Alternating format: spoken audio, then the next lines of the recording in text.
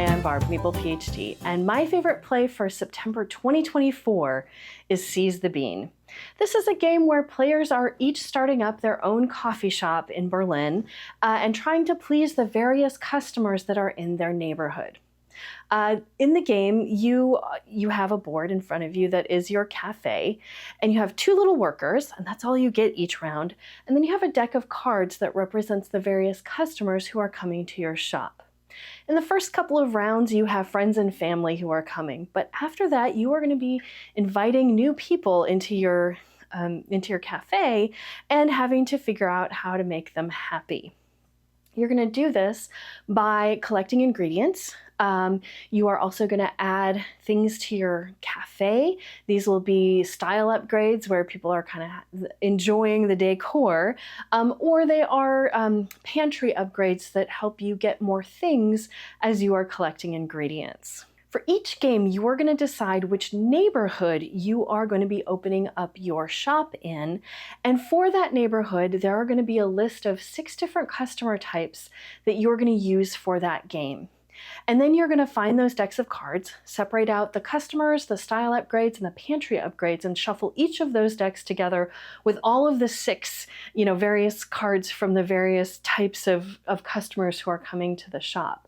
And so this means that every game is going to be a little bit different. Some of those customers make you share beans with other people. Others just get really happy in line. And some need extra stuff and they have happy families, which is great, except they might make other customers a little grumpy or tired. So there's just a lot of really cool mechanisms in this game. Each round, you're going to be taking your 2 little workers and placing them somewhere on your cafe board to say what you're doing. And over the game, those are also the spaces where your cards are going to go. And so the various actions that you get to take get beefed up over time. And yes, you only get 2 workers and 2 things to do each round, which never seems like enough. You always need more coffee beans, but then you also want to add a style upgrade because you want your customers to be a little extra happy. There's a lot of great decisions to make in this game, and then once you've done your 2 actions, you go into this phase where you are satisfying your customers. You'll have a number of customers depending on how much buzz you have, or hype, I think is what it's called in the game. And so from your customer deck, you're going to deal out that many new cards. So if you have a hype of 2, you'll get 2 new customers. And then you need to satisfy them in order that they are in line. So this might be giving them beans for coffee or giving them sugar cubes that represent various treats that you're making. But if they want a special treat, you either need to give up 2 of those things or have the recipe for it, which is where some of those pantry upgrades come in. They'll have those recipes for you, so they only take 1 sugar instead of 2, which is amazing because otherwise you are always getting more sugar if you want to make these folks happy.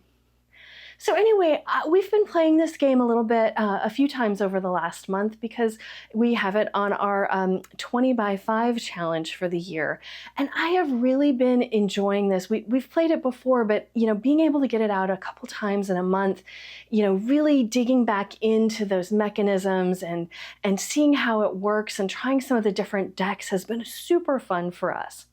The one downfall in the game is the number of symbols that there are on the various cards.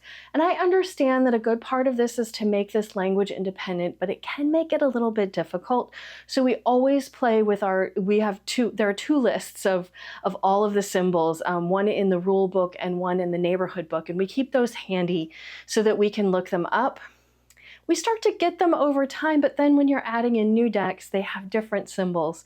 So it's kind of a constant battle, but I enjoy the game enough that I don't care about that. I'm willing to look up those symbols and figure them out each game, but it's just something to be aware of.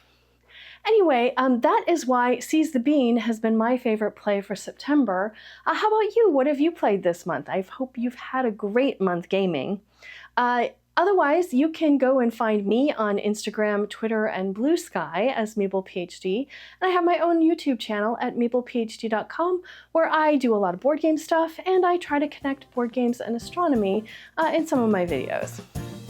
So I hope you had a great month gaming, and we'll see you next month.